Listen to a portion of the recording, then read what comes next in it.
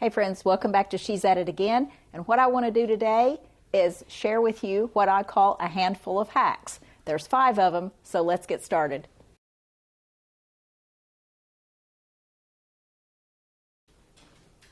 Hack number 1.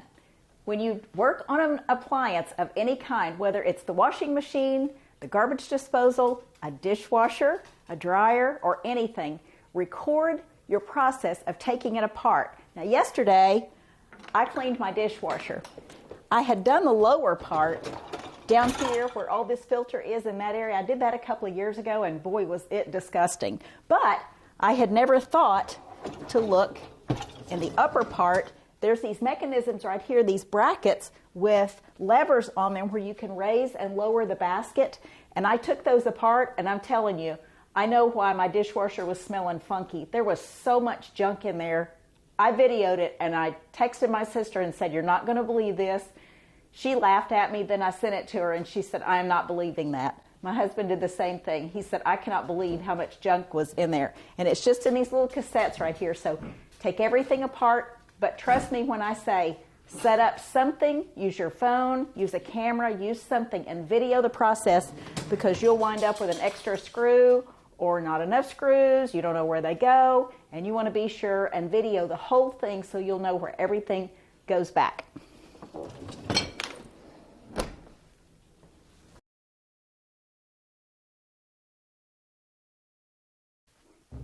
Hack number 2, get familiar with your local thrift store. We have a Goodwill in our town, and let me tell you, when I say it is highly shopped, that's not an exaggeration. Our store really gets the business. They have a lot of good things. But yesterday I went out of town because I had to run an errand nearby, and I picked up these pillow shams. Now I'm not going to use them on my bedding. These are matching pillow shams. They came from Target, but I have no idea how much these would cost. I would dare say they'd be at least $15 for the pair. But the ticket said $2.99. But I paid $1.50 for them because green was the color for this week. They go by the color at the end of the ticket. Now they have a new system. They just started this a year or two ago.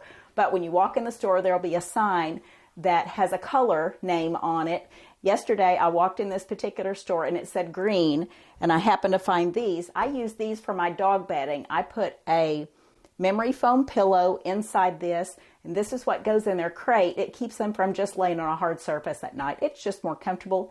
And then this bedding gets washed every week when they get a bath on Saturday night. Just like all good country girls, you get your bath once a week, whether you need it or not. The other good thing about Goodwill, I'll put this in as a bonus. If you have something, if you're into sewing and you need buttons for something, instead of going to a store and paying a pretty high price for good quality buttons, go to Goodwill, look for something on a half price item that would fit your needs. There's buttons on almost all the clothing there, so instead of going to a store and buying a package of buttons, and you may not need that many of them, and you're probably going to pay about $4 on the skinny side of price for a good package of buttons to go on your apparel. But if you'll go to Goodwill, find something with the type of button that you want, you're probably going to pay a whole lot less than that, and you got a piece of fabric to use a dust rag out of in the end. But make Goodwill your friend. On to the next one. Hack number 3. Y'all know I like my peeler about as well as anybody likes any kitchen gadget. But when it comes to carrots, do not use a peeler. It's so wasteful. You put about 1/5 of this down the drain or in your compost or whatever. Don't use it for that. Instead, I buy packages of these scrubbies like this. And it has a sponge on one side and it has a non-scratch scrubber on the other. Here's the one I have at the sink right now, and I run these through the dishwasher on sanitized cycle all the time. But instead of peeling it off, just use this scrubber. Scrub it like that, and it gets all the debris and all those little root thingies off of it, whatever's growing on the outside of it. And your carrot is nice and ready to be used with less waste. Next.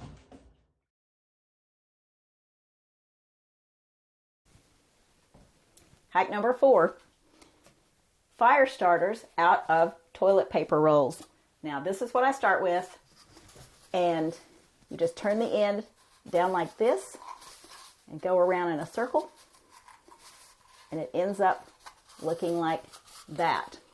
Kind of push it flat from the inside with your fingers and start filling it with dryer lint. Now, I already have one started here. I keep this in the cabinet where my trash can is in the laundry room, and every time I clean my dryer lint screen, I take and poke it in this little tube. Now, I get it about half full. You can tell that it's half full. And you can also poke a tissue in the bottom, just if you think a dryer lint's going to come through. Poke a tissue in the bottom to hold it in there. You're going to take a little bit of petroleum jelly. Get it? Petroleum. This burns really well. Get a blob of it about like that and wipe it inside. And then start packing more dryer lint in there. You'll be surprised how much dryer lint you can put in these.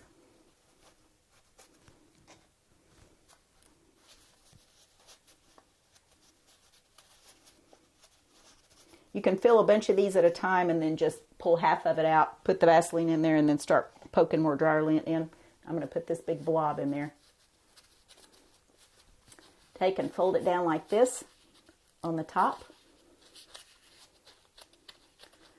Stick them in a sack, and when you're ready to build a fire for outside, like a fire pit or something, this makes a good fire starter. The cardboard starts burning, and then when it gets to the petroleum jelly, it starts burning really fast, so it's good to put underneath your logs or something like that, whatever you're burning on your fire. So, on to the next one.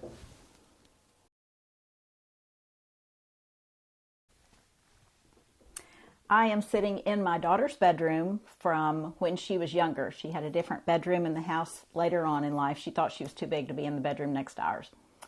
But this is her bedroom from when she was a little girl and when she was a baby. But toddlers go through a phase where they just don't want to take a nap. They're not sleepy. Even though their eyes can't hardly stay open, they're not sleepy and they don't want to take a nap. But what I found to work with my daughter, and it may or may not work with yours, but it's worth throwing out there as a hack. I told her if she would lay down right then and take a nap, she only had to take half a nap. She still slept for 2 hours. She took really, really good naps. She was like a professional nap taker. But if I told her, don't argue with me, and you only have to take half a nap, she was in the bed and asleep within seconds. Still took the same amount of nap, but she knew that half a nap sounded so exciting. She was getting away with something. Now later on, she expressed her frustration because she claimed that she felt so stupid that she didn't catch on to that. But she was a toddler. She didn't know that a half a nap was the same length as a regular nap because she had no control over waking herself up. She just needed a nap. But for all you young moms out there that are frustrated about my kid argues so much about taking a nap, this is my one parenting hack. And it wasn't original with me. It's original with my sister, who is the funniest person in the world. She doesn't know it. That's why she's so funny. But she had so many tricks up her sleeves when she was raising her kids. And that's one of the ones that I remembered. So it worked for us. And if it helps any at all, I hope it works for you. So thanks for sticking around for our hacks. We look forward to sharing something again with you next time. Thanks for sticking with us through our 5 handful of hacks. So see ya.